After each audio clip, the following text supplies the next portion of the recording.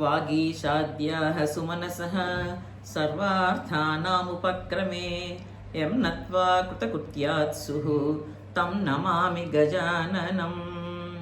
सदाशिवसमारम्भां व्यासशङ्करमध्यमाम् अस्मदाचार्यपर्यन्तां वन्दे गुरुपरम्पराम्। सरस्वती त्वयं दृष्ट्वा वीणा पुस्तकधारिणी हंसवाहनसमायुक्त विद्यादानकरी मम। वसुदेवसुतं देवं कंसचाणूरमर्दनं देवकी परमानन्दं कृष्णं वन्दे जगद्गुरुं। सर्वोपनिषदो गावो दोग्धा गोपालनन्दनः पार्थो वत्ससुधीर्भोक्ता दुग्धं गीतामृतं महत्। ओम श्री महागणाधिपतये नमः। ओम श्री गुरुभ्यो नमः। ओम श्री महासरस्वत्यै नमः। ओम श्री मातापितृभ्यो नमः। हरि ओम। అందరికీ నమస్కారం అండి. నిన్నటి రోజు మనము శ్రవణం యొక్క వైశిష్ట్యాన్ని గురించి అర్జునుడు ఏ విధంగా శ్రవణం చేశాడు అనే విషయాన్ని కొంతమేరకు మనము చర్చించుకున్నాము. మనం ఇంతకు ముందే అనుకున్నట్టుగా ఈ పీఠిక శ్రవణం అనేటువంటి విషయం గురించి మనము ఎంత విపులంగా మనం చర్చించుకుంటే రాబోయే భగవద్గీతని మనము అర్థం చేసుకోగలిగే అర్హత, ఆ శక్తి మనకి బాగా బలపడుతుంది అన్న ఉద్దేశంతో శ్రవణం యొక్క వైశిష్ట్యాన్ని ఇంకనూ ముందుకు మనము తీసుకొని వెళ్తున్నాం. అర్జునుడు పరమపురుషుడు, పుణ్యపురుషుడు పుణ్యపురుషుడు కాబట్టే స్వామి నోటి ద్వారా వచ్చినటువంటి గీతా సందేశాన్ని ప్రత్యక్షంగా తాను వినగలిగాడు. స్వామి విశ్వరూపాన్ని కూడా తాను ప్రత్యక్షంగా చూడగలిగాడు. అదే సమయంలో ఆయన చాలా ధీమంతుడు, ధీశాలి, బుద్ధిశాలి, ఇంకా పరమ గురుభక్త శిఖామణి. గురువు మీద అతనికి అచంచలమైనటువంటి భక్తి ఉంది. అన్నిటికంటే ఎక్కువగా ఆయన భగవద్భక్తుడు. భక్తి లేని చోట మనం విన్నదాన్ని మనం పూర్తిగా పాజిటివ్గా, సకారాత్మకంగా అర్థం చేసుకునే ఆ శక్తి తక్కువగా ఉంటుంది. భక్తి లేని చోట గురువు యొక్క సందేశాలు మనం ఎంత శ్రద్ధగా విన్నా కూడా పూర్తిగా మన మనసుకి సకారాత్మకంగా అందే అవకాశము చాలా తక్కువగా ఉంటుంది. కానీ అర్జునుడి విషయంలో అటువంటి ఏ లోపము లేదు. ఆయన పరమ భగవత్ భక్తుడు, అంతకు మించి ధర్మపరాయణుడు. ఆయన సాక్షాత్తు ధర్మరాజుకి అనుజుడు, పాండురాజు పుత్రుడు. ధర్మాన్నే నమ్ముకొని ధర్మ మార్గంలోనే ప్రయాణం చేసేటువంటి గొప్ప మనీషి. తరువాత ఆయనకి ఏలాంటి అసూయ అనేది లేదు. తాను సహజంగా గొప్ప ధీరుడు, గొప్ప వీరుడు, సకల విద్యా పారంగతుడు, ధనుర్విద్యా పారంగతుడు. ఆయన సవ్యసాచి. ఆయనకి ఒకరిని చూసి అసూయ పడేటువంటి అవసరము లేదు, అటువంటి బుద్ధి కూడా ఆయనకి లేదు. ఆయన పూర్తిగా అనసూయుడు. వీటితో పాటు చిన్నప్పటి నుంచి కూడా పాండవులు తండ్రిని చిన్న వయసులోనే కోల్పోయారు. చిన్నప్పటి నుంచి కూడా కౌరవులు దుర్యోధనాదులు పెట్టేటువంటి అన్ని కష్టాలని కూడా వారు ఓర్పుతో సహించుకుంటూ వాళ్ళు అరణ్యవాసానికి పంపిన, అజ్ఞాతవాసానికి పంపిన, 13 ఏళ్ళు నానా ఇబ్బందులు పాలు చేసిన అరణ్యవాసంలో కూడా వాళ్ళని ప్రశాంతంగా ఉండనివ్వకుండా అక్కడ కూడా ఎన్నో రకాల ఆటంకాలని, విఘ్నాలని, దౌర్జన్యాల్ని అన్నీ చేసి హింసించినా కూడా తనలోని ఓర్పు ఏదైతే ఉందో దాన్ని కోల్పోయినటువంటి వాడు అర్జునుడు కాదు. అరణ్యవాసము, అజ్ఞాతవాసము పూర్తి అయిపోయిన తర్వాత చెప్పిన మాట ప్రకారం దుర్యోధనుడు కౌరవులు పాండవులకి వారి రాజ్యాన్ని వారికి తిరిగి ఇచ్చేయాలి. ఇది ఆనాడు వారు జీవితంలో పెట్టుకున్నటువంటి షరతు. కానీ ఈ 13 ఏళ్ల అరణ్యవాసము, అజ్ఞాతవాసము తరువాత దుర్యోధనుడు వారికి వారి రాజ్యాన్ని ఇవ్వడానికి, పాండవులకి వారి రాజ్యాన్ని ఇవ్వడానికి ససేమిరా ఒప్పుకోలేదు. రాయబారాలు విఫలమైనాయి. సంజయ రాయబారం విఫలమైంది. సాక్షాత్తు భగవంతుడైనటువంటి శ్రీకృష్ణ పరమాత్మ వచ్చిన తరువాత కూడా సూది మొన మోపినంత స్థలము కూడా ఇవ్వను అని ఖరాఖండిగా దుర్యోధనుడు చెప్పేశాడు. దాన్ని బట్టి దుర్యోధనుడి యొక్క దుర్బుద్ధి పూర్తిగా బయటపడింది. ఆ క్షణంలో తర్వాత కర్తవ్యం ఏమైంది? యుద్ధము అనివార్యమైంది. ఈ యుద్ధము అనివార్యమైనప్పుడు కృష్ణ పరమాత్మ ఒకవైపు ఉన్నాడు. పాండవుల పక్షపాతి అని ఎందుకంటారంటే పాండవులు ధర్మం వైపు ఉంటారు కాబట్టి కృష్ణ పరమాత్మ ఎప్పుడు ధర్మం వైపే ఉంటాడు కాబట్టి కృష్ణ పరమాత్మని పాండవుల పక్షపాతి అని అన్నారు. ఏది ఏమైనా యుద్ధానికి శ్రీకృష్ణుడిని సహాయం కోరటానికి దుర్యోధనుడు కృష్ణుడి దగ్గరికి వచ్చాడు.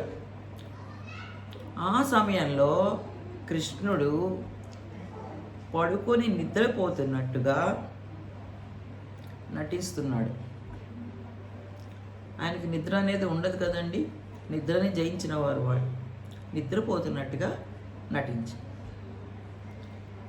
దుర్యోధనుడు అలా చూసి కృష్ణుడి తల వైపు కూర్చొని ఉన్నాడు. కృష్ణుడు లేచిన తర్వాత తను వచ్చినటువంటి కార్యం ఏది, ఏ అవసరానికి వచ్చాడో అది అప్పుడు చెప్పచ్చు అని తలవైపు కూర్చొని ఉన్నాడు. అదే సమయంలో కిరీటి అర్జునుడు కూడా శ్రీకృష్ణుడి సహాయార్థము తాను కూడా వచ్చాడు. తాను చూశాడు కృష్ణుడు పడుకొని ఉన్నాడు. ఆయన కృష్ణ భక్తుడు, పరమ భక్తుడు. ఆయనని ఏమాత్రం కూడా కదిలించక ఆయన పాదాల దగ్గర, పరమాత్మ పాదాల దగ్గర నిలబడి ఉన్నాడు. పరమాత్మ లేచి చూసినప్పుడు తను వచ్చిన కార్యాన్ని ఆయనకి విన్నవించుకోవడానికి ఆయన పాదాల దగ్గర నిలబడి ఉన్నాడు. పరమాత్మ లేచాడు. పాదాల దగ్గర ఉన్నటువంటి అర్జునుడిని మొట్టమొదటిగా చూశాడు. తాను మొట్టమొదటిగా చూసింది అర్జునుడిని కాబట్టి వచ్చిన కార్యమేమి అని అర్జునుడిని పరమాత్మ అడిగాడు. యుద్ధంలో నీ సహాయం కోరి వచ్చానని అర్జునుడు చెప్తున్నాడు. తిరిగి ఇటు దుర్యోధనుడిని చూశాడు. దుర్యోధనుడు కూడా అదే విషయాన్ని చెప్పాడు. అయితే పరమాత్మ ఏమన్నాడు? నేను మొదట అర్జునుడిని చూశాను కాబట్టి తనకి కావాల్సిన సహాయం ఏదో అడగడానికి అర్జునుడికే మొట్టమొదటి అవకాశం ఇచ్చాడు. దుర్యోధనుడు ఒప్పుకోలేదు. నీవు చూసింది ముందు అర్జునుడిని అయినా నేనే ముందు వచ్చాను అన్నాడు. పరమాత్మ నువ్వు ముందు వచ్చిన మాట వాస్తవమే అయి ఉండొచ్చు, కానీ నేను చూసింది ముందు అర్జునుడు కాబట్టి ఈ అవకాశం అర్జునుడికే అని చెప్పాడు. కృష్ణుడు చెప్పినటువంటి షరతు ఏంటి? యాదవ సైన్యం అంతా ఒకవైపు, కృష్ణుడు తానొక్కడు ఒకవైపు.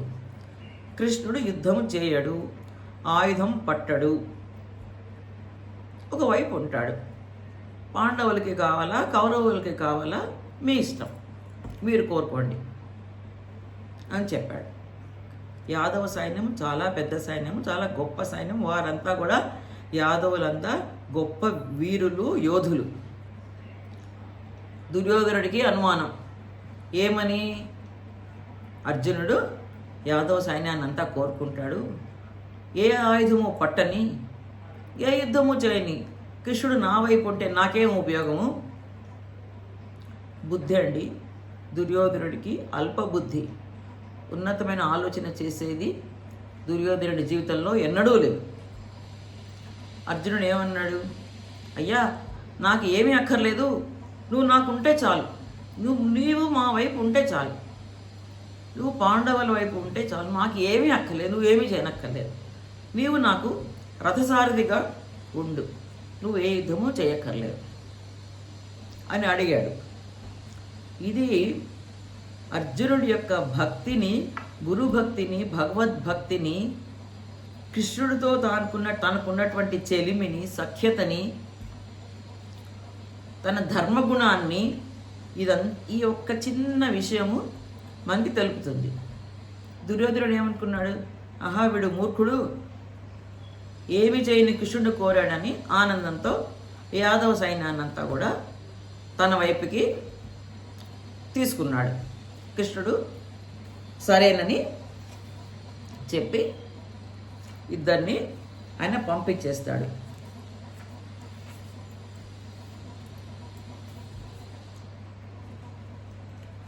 కృష్ణుడు ఈ విషయాన్ని ఎప్పుడైతే అర్జునుడి దగ్గర నుంచి విన్నాడో ఏ రకంగా భావించి ఉంటాడు? తన భక్తుడికి తన మీద ఉన్నటువంటి భక్తి, నమ్మకము, అవన్నీ కూడా పరమాత్మని ఎంతో ఆనందింపజేసేలాగా చేశాడు. ఎంతో ఆనందింపజేసేలా చేశాయి. అంటే ఏంటి? అర్జునుడికి ఉన్నటువంటి విఘ్నత శ్రీకృష్ణ పరమాత్మని ఎంతో ఆకర్షింపజేసింది.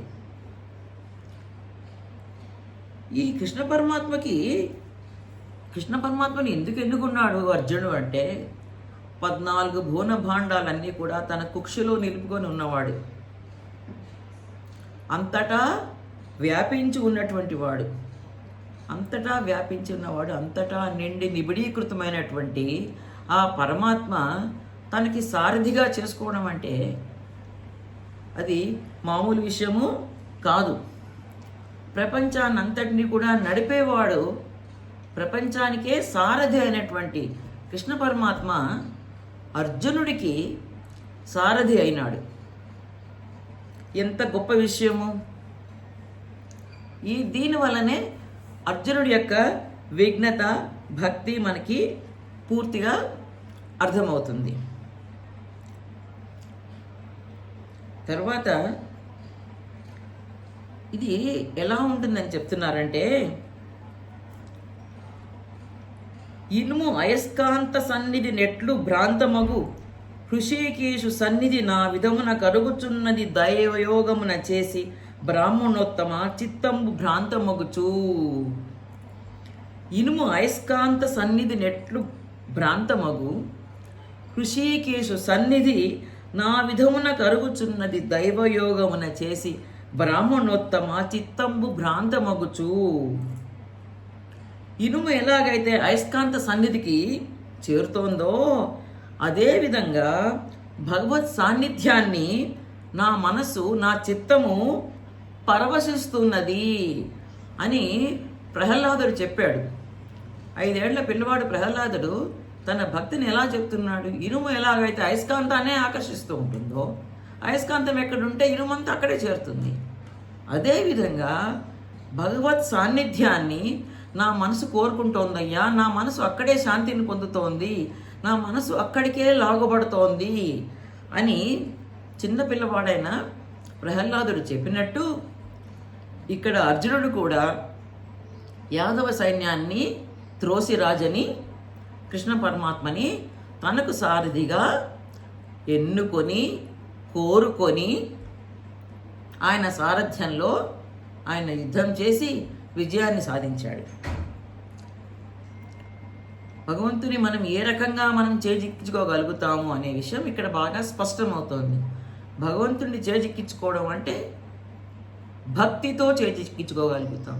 భక్తి మినహా భగవంతుణ్ణి ఏ రకంగానూ కూడా మనము పొందలేము అనే విషయం ఇక్కడ పూర్తి స్పష్టంగా అర్థమవుతుంది.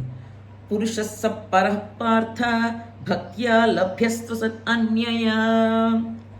పురాణ పురుషుడగు భగవానుడు అనన్య భక్తి ద్వారానే లభ్యమగును అని భగవద్గీత అక్షర పరబ్రహ్మ యోగము మనకి తెలుపుతోంది. అనన్య భక్తి ఆయన ఏం చెప్పాడు? అనన్యాశ్చింతయంతో మాం ఏ జనాః పర్యుపాసతే తేషాం నిత్యాభియుక్తానాం యోగక్షేమం వహామ్యహం. తనని ఎవరైతే అనన్య భక్తితో కొలుస్తారో వారికి వలయు ప్రతి చిన్న అవసరము, వారి యోగము, వారి క్షేమము చూడడము నా బాధ్యత అని పరమాత్మనే నొక్కి వక్కాణించాడు. ఆయన శపథం చేశాడు. అనన్య భక్తితో నన్నే సేవించిన వారికి నేను యోగక్షేమాలను చూసే బాధ్యత నాది. ఇంకా మనం చేయవలసింది ఏముందండి? అనన్య భక్తితో ఆయనని పూర్తిగా నమ్మడమే. ఈ రకంగా అర్జునుడికి ఉత్తమ శ్రోతకు ఉండవలసిన లక్షణాలన్నీ కూడా సంపూర్ణంగా ఉన్నాయి కాబట్టి భగవద్గీత వినటానికి అర్జునుడు అర్హుడయ్యాడు. కార్పణ్య దోషోపహత స్వభావః పృచ్ఛామి త్వాం ధర్మ సమ్మూఢచేతాః యచ్ఛేయస్యాన్ నిశ్చితం బ్రూహి తన్మే శిష్యస్తేహం సాధిమాం త్వాం ప్రపన్నం. ఉత్తమ శ్రోతకి ఉండవలసిన లక్షణాలన్నీ ఎలాగైతే అర్జునుడికి ఎలా ఉన్నాయో ఈ శ్లోకం తెలుపుతోంది. ఏమని తెలుపుతోంది? శ్రోత తనను తాను అర్థం చేసుకున్నప్పుడే ప్రతిచర్య లేకుండా, మనం ఇంతకు ముందే అనుకున్నాం, ప్రతిచర్య ఎప్పుడు ఉంటుంది అంటే వక్తను అర్థం చేసుకున్నప్పుడు మనకి ప్రతి మాటకి ప్రతిచర్య ఏర్పడుతూ ఉంటుంది. కానీ అర్జునుడు స్వామిని పూర్తిగా అర్థం చేసుకున్నాడు కాబట్టి ఏ ప్రతిచర్య లేకుండా శ్రవణం చేయగలిగాడు. కార్పణ్య దోషము చేత చెదరగొట్టబడిన స్వభావముతో ధర్మ సమూఢుడై తానున్నట్లు అర్జునుడు తెలుపుతూ తనకు సంబంధించిన అవగాహనను తాను పూర్తిగా కలిగి ఉన్నట్టు వ్యక్తపరుస్తున్నాడు. ఆయనకి ఏ రకమైనటువంటి కార్పణ్యము లేదు, దోషము లేదు, ఏది లేదు అనే విషయము ఈ శ్లోకం ఏదైతే చెప్తోందో, గీతలోని శ్లోకము, ఆ లక్షణాలన్నీ పూర్తిగా అర్జునుడిలో ఉన్నాయి.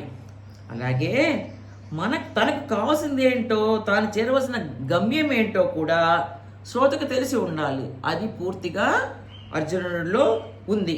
కాబట్టే అర్జునుడు ఏమడిగాడు? నాకు ప్రియమైనది చెప్పు కృష్ణ అని అడగలేదు. తనకి ఏది శ్రేయస్కరమో అది చెప్పమనే ఆయన అడిగాడు. మనం కోరవలసింది కూడా భగవంతుణ్ణి నాకు ఏది శ్రేయస్కరమో అది కలిగించు స్వామి అని అడగాలి. కానీ నాకు ఇష్టమైనదాన్ని ఇవ్వమని అడగకూడదు. ఇష్టమైనవి ఎన్నో వినాశ హేతువులు కావచ్చు. శ్రేయస్కరమైనది ఎప్పుడు కూడా మనల్ని ఉన్నతమైనటువంటి మెట్లు ఎక్కడానికి, ఉన్నతమైనటువంటి మార్గాల్లో భగవంతుని చేరడానికి మనకి తోడ్పడతాయి. కాబట్టి శ్రేయస్కరమైనది అడగాలి. దీన్ని బట్టి మనకి తెలిసేది ఏంటంటే అర్జునుడు మనందరి తరపున భగవంతుణ్ణి నాకు శ్రేయస్కరమైనది తెలుపు స్వామి అన్నాడు. అంటే మానవాళికి శ్రేయస్కరమైనది ఏదో అది తెలుపమని చెప్పి అర్జునుడు మనందరి తరపున ఒక రిప్రజెంటేటివ్గా శ్రీకృష్ణ పరమాత్మని ఆయన కోరాడు. లాస్ట్లో ఒక్క మాట, ఇదంతు తే గుహ్యతమం ప్రవక్ష్యామనసూయవే. భగవంతుడు చెప్తున్నాడు, రహస్యమైన ఈ జ్ఞానమును అసూయారహితుడైనందుకు నీకు బోధించుచున్నాను. మనం ఇంతకుముందు అనుకున్నాం ఆయనకు అసూయ లేదు అని. ఈ అసూయ లేదనే విషయాన్ని భగవంతుడు ఒప్పుకొని తీరాడు. అర్జునుడికి అసూయ లేదు కాబట్టే నేను నీకు ఈ గీతా సందేశాన్ని అందిస్తున్నాను అని రాజగుహ్య యోగంలో స్వామి తెలిపాడు. కాబట్టి ఏ రకమైనటువంటి కల్పిత భావాలు లేకుండా, కల్మష భావాలు లేకుండా మనము స్పష్టమైన, ఎంతో క్రిస్టల్ క్లియర్ అంటారు కదండి, అంత స్ఫటికం లాంటి మనసుతో, స్ఫటికం లాంటి బుద్ధితో మనము ఈ భగవంతుడు చెప్పబోయేటువంటి గీతా సందేశాన్ని మున్ముందు మనము వినబోతున్నాము. దానికంటే ముందు రేపటి రోజు కృష్ణ పరమాత్మ గొప్ప వక్త ఎలా అయ్యాడో కొన్ని లక్షణాల ద్వారా మనం తెలుసుకొని, ప్రార్థనా శ్లోకాలుకి వాటి అర్థము తెలుసుకొని, వాటి అంతరార్థము తెలుసుకొని మనము గీతాధ్యయనంలోకి అడుగు పెడదాము. అంతవరకు సెలవు. స్వస్తి. యత్ర యోగేశ్వర కృష్ణో యత్ర పార్థో ధనుర్ధరః తత్ర శ్రీర్విజయో భూతిః ధ్రువా నీతిర్మతిర్మమ. యదక్షరపదభ్రష్టం మాత్రాహీనం చ యద్భవేత్ తత్సర్వం క్షమ్యతాం దేవనారాయణ నమోస్తుతే. కాయేన వాచా మనసేంద్రియైర్వా బుద్ధ్యాత్మనా వా ప్రకృతేః స్వభావాత్ కరోమి యద్యత్ సకలం పరస్మై నారాయణాయేతి సమర్పయామి. సర్వే భవంతు సుఖినః, సర్వే సంతు నిరామయాః, సర్వే భద్రాణి పశ్యంతు మా కశ్చిద్ దుఃఖభాగ్ భవేత్. శ్రీయకాంతాయ కళ్యాణ నిధయేర్థినాం శ్రీ వెంకట నివాసాయ శ్రీనివాసాయ మంగళం. స్వస్తి.